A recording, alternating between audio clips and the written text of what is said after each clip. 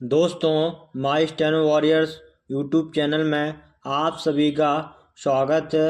अगर आप चैनल पर नए हैं तो चैनल को सब्सक्राइब करें और बेल आइकन को ज़रूर दबाएं। डिक्टेशन स्टार्ट होगी 5 सेकंड बाद। स्टार्ट।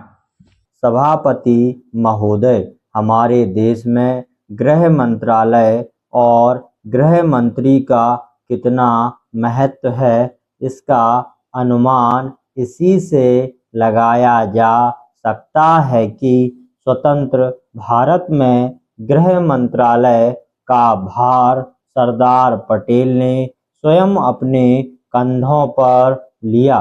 सरदार पटेल का साहस, उनका उत्साह और उनकी बुद्धि तीनों ही हमारे गृह मंत्रालय के लिए आदर्श का काम कर सकती है।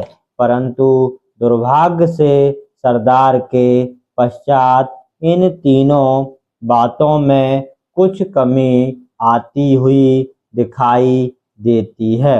उदाहरण के लिए एक ही बात मैं कहना चाहता हूँ। 1962 में जब हमारे देश पर चीन का हमला हुआ तो 14 नवंबर 1962 को हम सब ने इसी सदन में खड़े होकर एक प्रस्ताव पास किया था, जिसके शब्द थे, भारत की भूमि जब तक हम शत्रु से स्वतंत्र नहीं करा लेते तब तक हमारा यह संघर्ष बराबर जारी रहेगा, भले ही वह कितना ही लंबा क्यों ना हो। लेकिन कुछ दिन बाद आगे चलकर हमने राष्ट्रीय एकता सप्ताह या दिवस मनाना शुरू किया, तो हमने उस प्रतिज्ञा को कुछ दूसरे शब्दों में बदल दिया।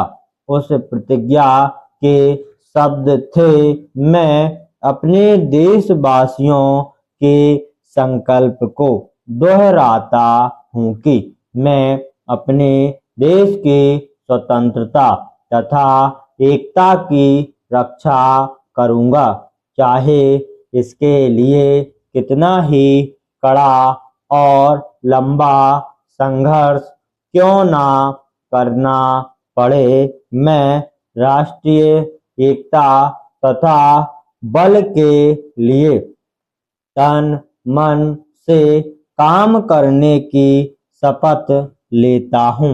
लेकिन इस बार राष्ट्रीय एकता सप्ताह के सिलसिले में एक छोटा सा प्रकाशन भारत सरकार की ओर से प्रकाशित हुआ है।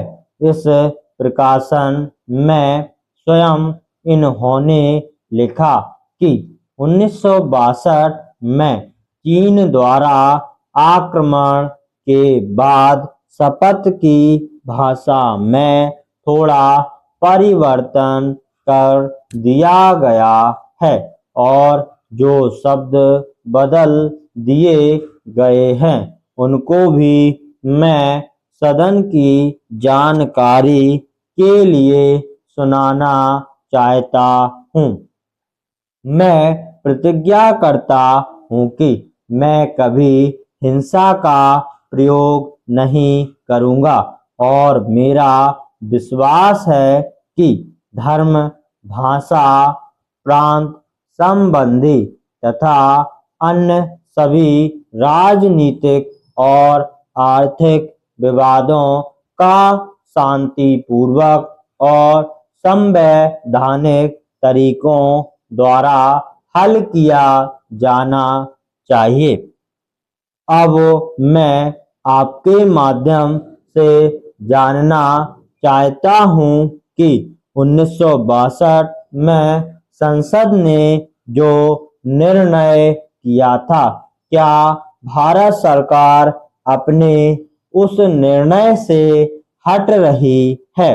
अगर सरकार अपने निर्णय से हट रही है तो यह जो सरकारी प्रकाशन आया है, जिसके द्वारा 1962 की शपथ में परिवर्तन किया गया है। इसका आधार क्या है? स्टॉप।